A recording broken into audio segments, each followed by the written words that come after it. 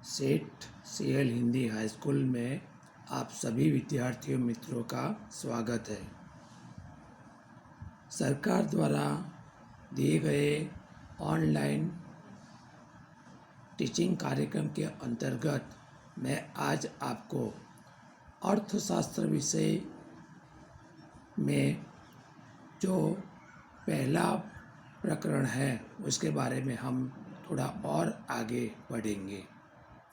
हमने आखिर में उस पाठ में पहले प्रकरण में क्या क्या आएगा क्या क्या नहीं आएगा उसके बारे में देखा था। अब थोड़ा और उसमें आगे बढ़ते हैं। शुरुआत करते हैं पाठ की प्रस्तावना से। आप सभी बच्चों जानते हैं कि मानव एक बुद्धिशाली प्राणी है, इसलिए वह अपने आसपास की परिस्थितियों का विश्लेषण करके उसका वर्गीकरण कर सकता है। मानव जीवन सुखमय हो इसलिए उसने कई व्यवस्थाओं का निर्माण किया है, जैसे कि सामाजिक व्यवस्था, राजकीय व्यवस्था और अर्थव्यवस्था। इन व्यवस्थाओं को समझने के लिए उसे पीढ़ी दर पीढ़ी चलाने के लिए तथा व्यवस्था में उत्पन्न प्रश्न एवं समस्या हल करने के लिए व्यक्ति ने विविध शास्त्रों की रचना की है। अनादिकाल में मानव कई प्रश्नों और समस्याओं का हल लड़ाई या युद्ध के द्वारा करता था, किंतु फिर समय बदला, इसलिए उसने बौद्धिक विकास किया। धीरे धीरे वह अपनी समस्याओं का हल शास्त्रों द्वारा बौद्धिक गणना करके लाने लगा। इस प्रकार अर्थशास्त्र मानव की आर्थिक समस्याओं के हल तथा मनुष्य के आर्थिक व्यवहारों का अध्ययन करने वाला शास्त्र है। हम 10वीं कक्षा में भी पढ़ के आए हैं, जैसे कि समाज शास्त्र है वैसे ही एक प्रकार से अर्थशास्त्र भी है। यहाँ पर सभी विषयों का अपना अपना अर्थ होता है, इसलिए हम आगे अर्थशास्त्र का अर्थ देखेंगे। अर्थशास्त्र शब्द का सामान्य अर्थ है अर्थ का शास्त्र।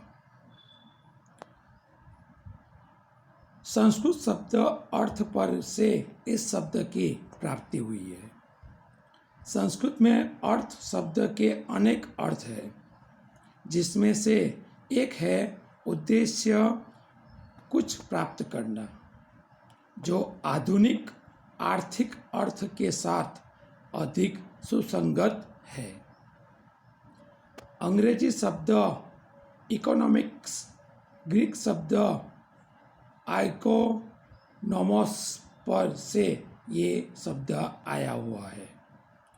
प्राचीन ग्रीस में लोग घरेलू सरसामान की जो निजी मालिकी होती है उसे वो ओइकोस कहते थे, और घरेलू सरसामान के व्यवस्थापन की नीति को वो नोमोस कहते थे। इस प्रकार अर्थशास्त्र का अर्थ है कि उद्देश्य, कुछ प्राप्त करना।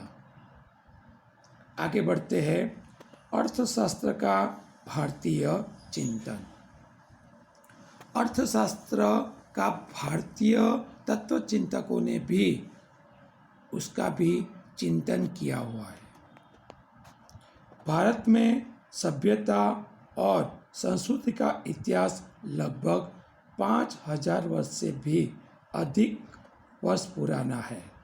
इसीलिए भारतीय तत्व चिंतन में मानव जीवन के विविध पहलुओं का अध्ययन और मार्गदर्शन देखने को मिलता है। भारतीय धर्म में देखा जाए तो 4 प्रकार के पुरुषार्थ बताए गए हैं। उसमें एक है धर्म, दूसरा है अर्थ, तीसरा है काम और चौथा है मोक्ष, जो मानव को ही करना होता है। भगवान ने अपने को 24 घंटे दिए हैं। इस प्रकार ये जो 4 पुरुषार्थ है उसमें वो 24 घंटे बच जाते हैं। इसी तरह यहाँ पर जो 4 पुरुषार्थ है वो उसमें 24 घंटे बांट दिया जाए तो एक पुरुषार्थ के लिए 6 घंटे आते हैं। तो पहले के समय में सभी लोग ये जो भी पुरुषार्थ करते थे उसके लिए वो 6-6 घंटे निकालते थे। इसलिए भारतीय तत्वचिंतक में मानव जीवन के विविध पहलुओं का अध्ययन और मार्गदर्शन देखने को मिलता है।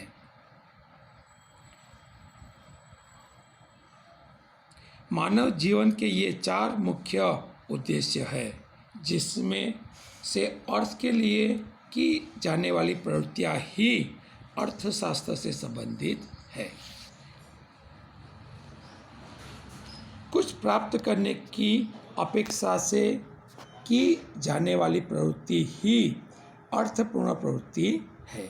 यहाँ पर अर्थशास्त्र का एक दूसरा अर्थ बताया गया है, यानी कि कुछ प्राप्त करने की अपेक्षा से की जाने वाली प्रवृत्ति को ही अर्थशास्त्र कहते हैं।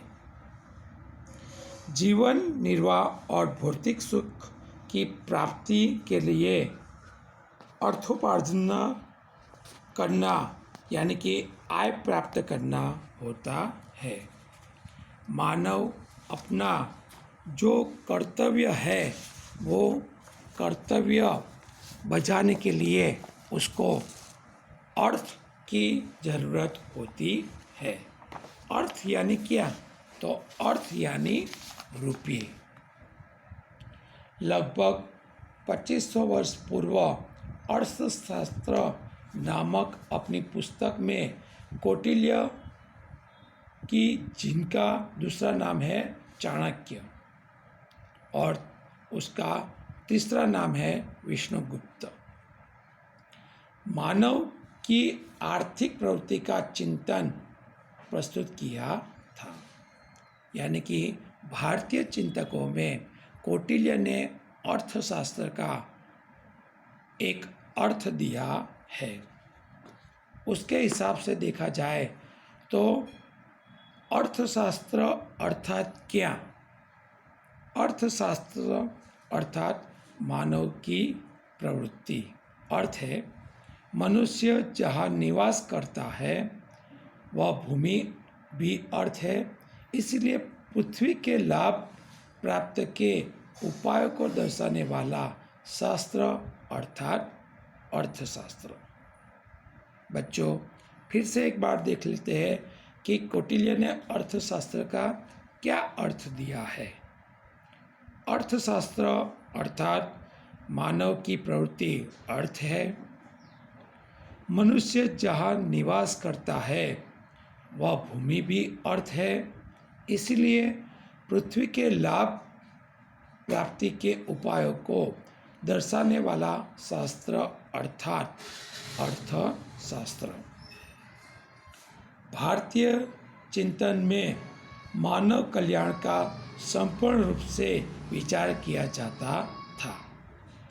आर्थिक प्रवृत्ति भी केवल अर्थ केंद्रित न रहकर नैतिक आधार के साथ समस्त मानव कल्याण को ध्यान में रखकर की जाती है। यहाँ पर केवल उसका अर्थ को ही केंद्रित नहीं करने का है, मगर उसका नैतिक आधार और मानव कल्याण को भी देखने का है।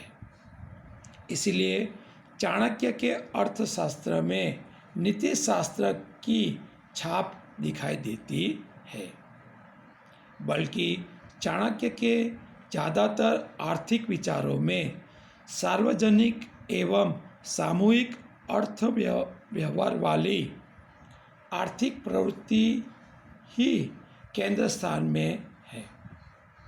विशेष रूप से राजाशाही राज्य व्यवस्था और कृषि प्रधान अर्थव्यवस्था को ध्यान में रखकर आर्थिक संदर्भों का मार्गदर्शन कौटिल्य ने प्रस्तुत किया था।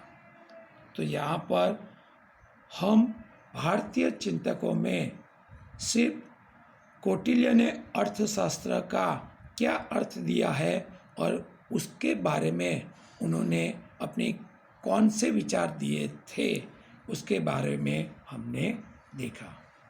अब हम और थोड़ा आगे बढ़ते हैं। उसमें पश्चिम में अर्थशास्त्र का उद्भव और विकास।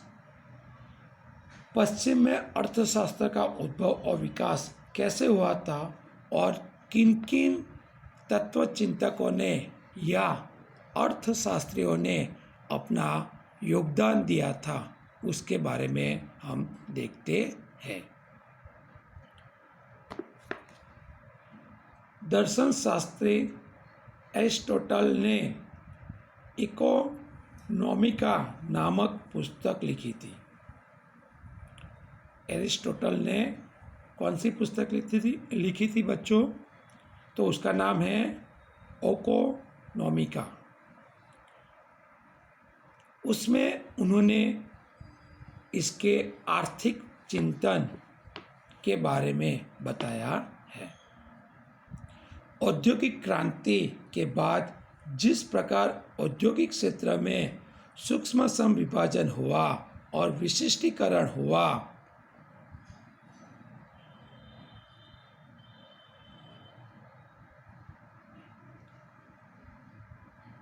यानी कि कोई एक कार्य किसी एक व्यक्ति द्वारा ही किया जाए और उसमें वह कुशलता प्राप्त करे। आप भी बच्चों जानते हो कि हम जब भी कोई एक कार्य करते हैं तब शुरू में अपने को कठिनाइयाँ महसूस होती है, मगर जैसे जैसे बार बार वो कार्य हम करते रहते हैं तब वो कार्य आसान हो जाता है।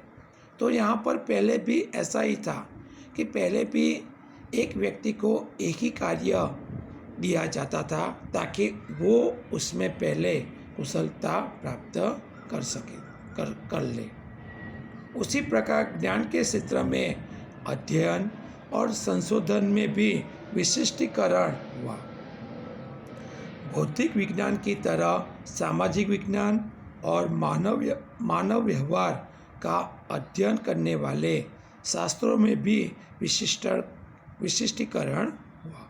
यहाँ पर मानव व्यवहार कैसे होने चाहिए उसके बारे में भी पश्चिम के देशों में अध्ययन किया गया है। अध्ययन की पद्धति मात्र तर्क या कल्पना पर आधारित न रहकर प्रयोग और जांच आधारित वैज्ञानिक पद्धति से अध्ययन शुरू हुआ। पहले सिर्फ जो भी पद्धति का उपयोग हो रहा था, अध्ययन हो रहा था, उसका सिर्फ तर्क करके ही नहीं सोचा जाता था, मगर उसका वैज्ञानिक संशोधन भी किया जाता था। अर्थात अभी तक मानव के आर्थिक व्यवहार का राज्यशास्त्र और नीतिशास्त्र या दर्शन शास्त्र के भाग में रूप में अध्ययन हुआ था। इसका स्वतंत्र विषय के रूप में अध्ययन शुरू हुआ। औद्योगिक क्रांति के कारण बड़े यंत्र, बड़े पैमाने पर उत्पादन, आर्थिक सत्ता का केंद्रीकरण और विशाल पूंजी निवेश के परिणाम स्वरूप एक नई आर्थिक सामाजिक व्यवस्था सामने आई। क्योंकि पहले हम जानते थे कि कोई भी हम वस्तु का उत्पादन करते थे तब छोटे पैमाने पर उसका उत्पादन हो रहा था, मगर जैसे जैसे विकास होता गया वैसे वैसे औद्योगिक व्यवस्था भी बड़ी होने लगी और उसमें विशाल पूंजी निवेश भी होने लगा। इस संदर्भ में किसी भी देश की आर्थिक संपत्ति में हुई वृद्धि के लिए कौन से कारण जिम्मेदार हैं? इस प्रश्न पर गहन चिंतन के फलस्वरूप 1776 में एडम स्मिथ ने अर्थशास्त्र का स्वतंत्र चिंतन करने वाली पुस्तक प्रस्तुत की। पहले भी बच्चों आपको बताया गया है कि भारतीय अर्थशास्त्र में देखा जाए तो कौटिल्य को अर्थशास्त्र का पिता माना जाता है और पश्चिम में देखा जाए तो एडम स्मिथ को भी अर्थशास्त्र का पिता माना जाता है। यहाँ पर उन्होंने एक पुस्तक लिखी थी जिसका नाम था वेल्थ ऑफ नेशंस। उसमें उन्होंने अपने आर्थिक विचार जो है वो प्रस्तुत किए थे। इस पुस्तक के कारण अर्थशास्त्र का स्वतंत्र एवं वैज्ञानिक दृष्टिकोण से अध्ययन करने का श्रेय एडम स्मिथ को प्राप्त हुआ। आगे देखते हैं बच्चों, प्रोफेसर एडम स्मिथ के द्वारा दी गई अर्थशास्त्र की परिभाषा या अर्थशास्त्र का अर्थ। अर्थशास्त्र यह संपत्ति का शास्त्र है।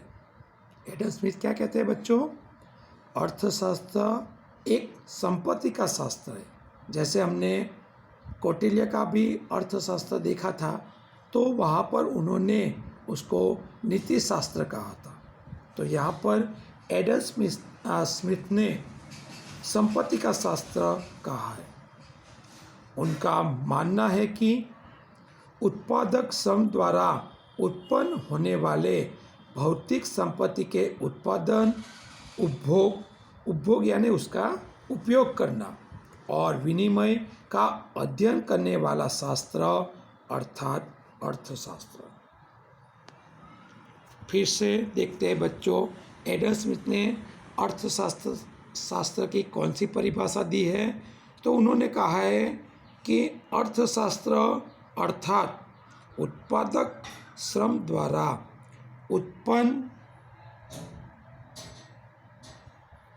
होने वाले भौतिक संपत्ति के उत्पादन, उपभोग और विनिमय का अध्ययन करने वाला शास्त्र अर्थात अर्थशास्त्र। यहाँ बच्चों अपने को 3 शब्दों को याद रखने का है। एक उत्पादन, दूसरा उपभोग और तीसरा विनिमय। यहाँ पर भौतिक संपत्ति का तीनों तरह से अध्ययन होता है। एडम स्मिथ ने अर्थशास्त्र को सामाजिक विज्ञान का दर्जा दिया है। आगे जाके वो अर्थशास्त्र को सामाजिक विज्ञान भी कहते हैं, क्योंकि वह एक और मनुष्य के आर्थिक व्यवहारों का अध्ययन करता है तो दूसरी ओर उसके अध्ययन की पद्धति वैज्ञानिक है। यहाँ पर वो मनुष्य के आर्थिक व्यवहारों का अध्ययन तो दोस्तों करता ही है, मगर उसकी जो अध्ययन की पद्धति है वो वैज्ञानिक है। एडम स्मिथ ने मानव के आर्थिक व्यवहार का स्वतंत्र रूप से अध्ययन प्रारंभ किया और नीति शास्त्र को आर्थिक अध्ययन से दूर रखा। एडम स्मिथ ने अपनी पुस्तक वेल्थ ऑफ नेशंस में यद्यपि मानव कल्याण की बात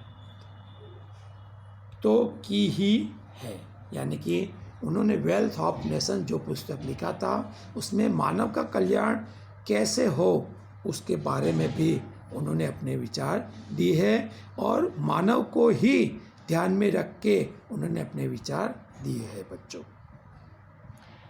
मार्शल के द्वारा दी गई अर्थशास्त्र की परिभाषा देखें तो 1890 में प्रोफेसर आल्फ्रेड मार्शल ने अपनी पुस्तक प्रिंसिपल्स